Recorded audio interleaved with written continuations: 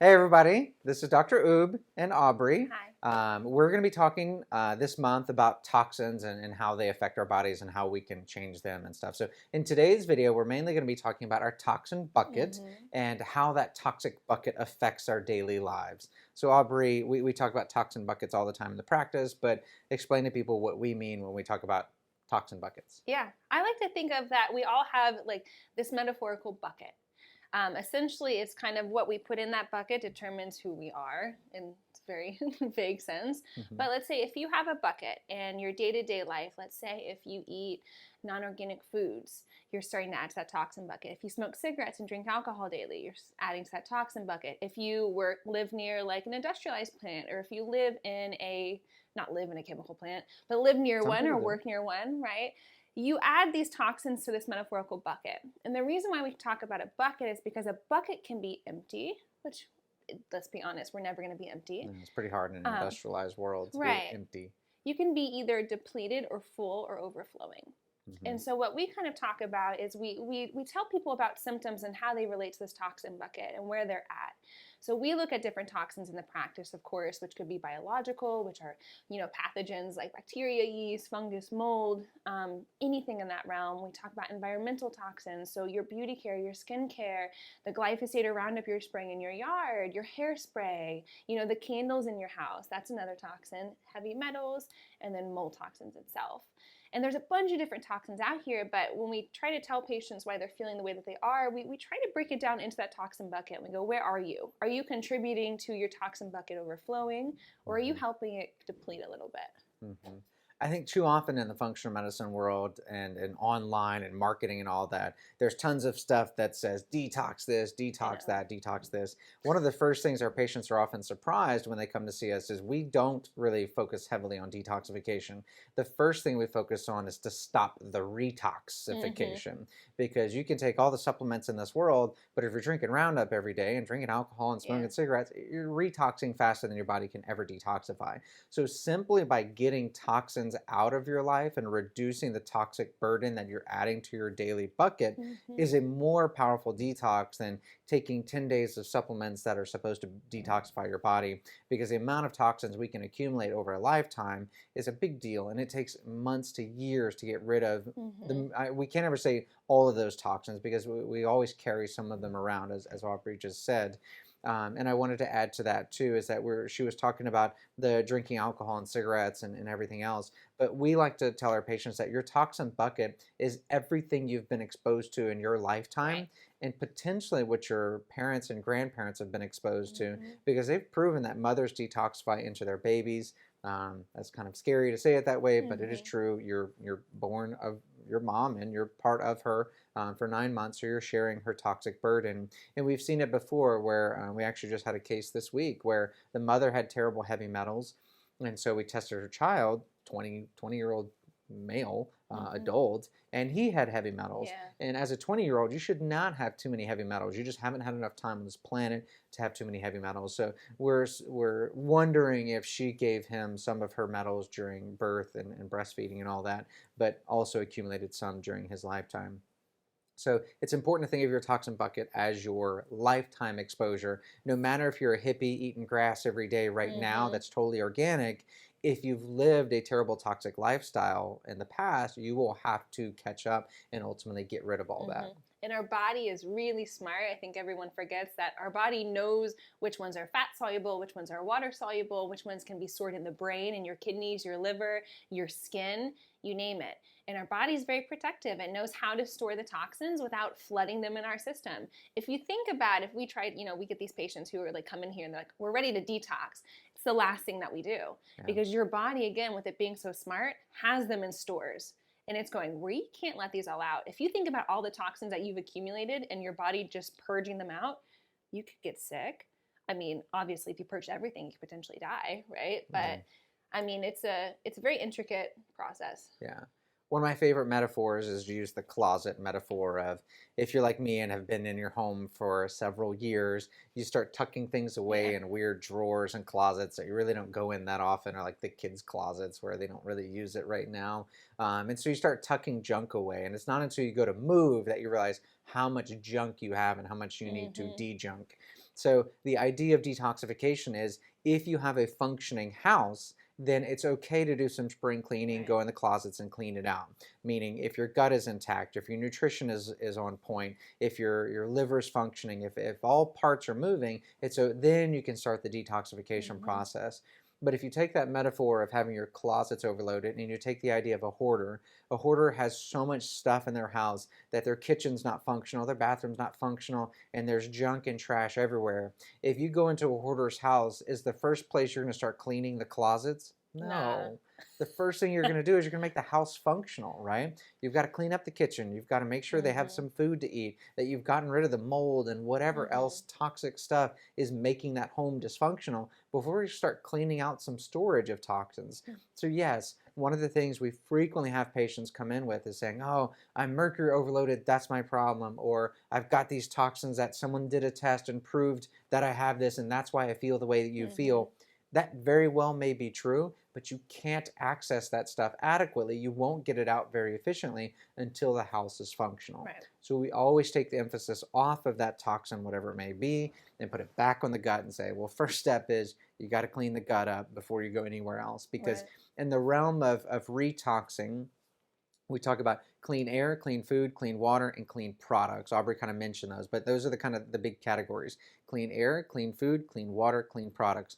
Those are fairly easy to spend money on and clean those things up. But what you can't necessarily stop is you can't just spend money to magically fix your gut. And there are bacteria and fungus in your bowels that make biological toxins. So we focus on Roundup and all these terrible chemicals in our environment, but there are live, living, growing organisms in your bowels that every time you feed them, even if you feed them good food, they will make biological toxins out of it. So yes, clean up your environment, but until you clean up all of the detoxification that's happening with the bacteria and fungus, there's no point in starting a detox program. It's the number one reason why people fail, in my opinion. They do. And then anyone, I think especially where I could go on and on about nutrition in this, which we will later. We know. Yeah. But you think about people who come in and they're like, I'm ready for a juice cleanse. And I'm like, no, you're not. Nah. No, you're not. You're feeling better a little bit because you're getting some fruits and vegetables in there. I said, but and you're not eating many calories. Right. But not feeding the beast. Yeah. But at the end of the day, when you are toxic and you make an initial big jump like that, you're actually setting yourself up for failure, and you're actually kind of making your body a little bit sicker in the long term. There's a reason why we go very slow, and it's because the body doesn't know how to keep up if we go very fast. Yeah, that's very true. So we could talk for hours on toxins in your toxin bucket, but let's talk about some of the main things that are contributing to your toxin bucket on an ongoing basis. We talked about clean air, food, water, and products. So real quickly, clean food. We just want to remind people, we talk about these things all the time, but just in case you don't know, buy organic when possible. Organic does cost more, so if you're on a budget, of course, look up the Dirty Dozen list. It's populated by the EWG.org, a non-biased organization, and basically what that says is those 12 foods that are on the Dirty Dozen, you always want to buy organic, and that if it's not on that Dirty Dozen and you're trying to make every penny count, then buy everything else non-organic. Another way to remember is mostly if you eat the skin of a fruit or vegetable, you most likely need to buy organic. So take, for example, an avocado has a really thick skin on it. No one I know eats the skin, so you can buy that non-organic. You look at me. Yeah, because if anyone's eaten it, it's been Aubree, intentionally or unintentionally. And the other thing I want to point out, because my mother caught me recently, and we were yes, I'm tattling on my mom right now. So I taught her recently that when we went grocery shopping, that if you're going to eat the skin, that you buy organic. So she learned this. I was very proud of her. She did really well. When I was home over the holidays with her, I saw her peeling the apple and not eating the skin of the apple. Yes. No. And so I said, Mother, why are you peeling the apple? And she goes, well, you taught me to buy organic if I eat the skin. And I didn't buy organic, so I won't eat the skin. She's so sweet. But it's true. People do that. Now, I'm not going to name names, but we've even had... I will. No, we'll not. Calling you out. Hi, Alice. We love you. It is better to eat before you answer that, it is better to eat a conventional apple than eat a Pop-Tart, right? So we just want to say, buy organic when possible, but fruits and vegetables are always healthier than any processed food, even if it's not organic. Yeah, and there's no amount of soaking and, you know, cleaning the fruit that you can get to get out the pesticides. They're embedded in every fiber. They're embedded in the entire fruit. So just Right. a heads up on that So one. eat the skin, even if it's not organic. Yeah, just eat it. That's fine. And then another, right? So clean 15, dirty dozen, right? Yes. Clean 15 is the one that you can always do that. Again, any leafy green, any open porous vegetable, you think in broccoli, cruciferous, you're going to want those to be organic. When possible. Organic when possible. When you think of things that grow in the air too, like bananas, coconuts, things like that, those don't really have pesticides or herbicides used on them too. The biggest thing though is I don't care what diet you're doing, if you're paleo, AIP, keto, I don't care.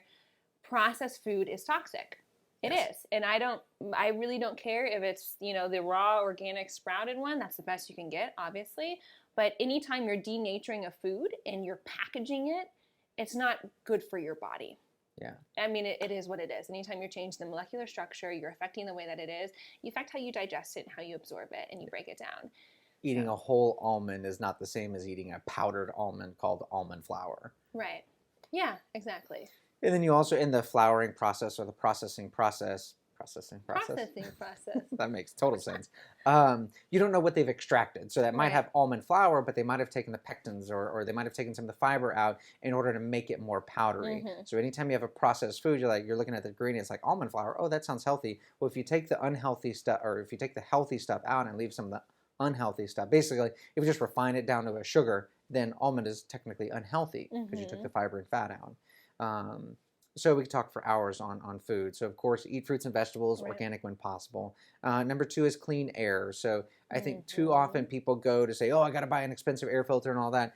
I'd like you to keep it a lot simpler than that. If you make sure your home is at least reduced of toxic substances as much as possible, then your air should be clean enough. And so toxic substances, Aubree already mentioned, candles, the modern candles now have phthalates and all kinds of stuff. If it smells great, it's probably not that healthy for you. There are good candles. There's a ton. Even, I mean, one of my favorite brands is Fleur, P-H-L-U-R. They actually make you can find them on Credo Beauty, but they don't sell the candles on Credo Beauty. But they sell non-toxic candles. There's a whole different list of candles, and I can always find it and add it to this and put it in the YouTube comments if you like. But the Glade plugins, no go. No. And diffuse essential oils. Right. Myers is not okay. It is a toxic brand. So even that's where we're going to talk about greenwashing as well. Greenwashing is a marketing term where they make you think that you are having a non-toxic component, but you really are actually smelling and inhaling and ingesting these chemicals. So yeah, I'll put a little list on there. Okay. And our favorite air filter is the Air Doctor. Yes. We don't have any money tied to these products. No, we should. We're here. No. Number 3, we say clean air, clean food, clean water. Yeah. So got to have filtered water. The fridge does not count as a filter. That's just fancy tap water. Cold tap water. Cold tap water. So yeah, all you people using the fridge, upgrade your water filter. Such a small expense for such a large outcome.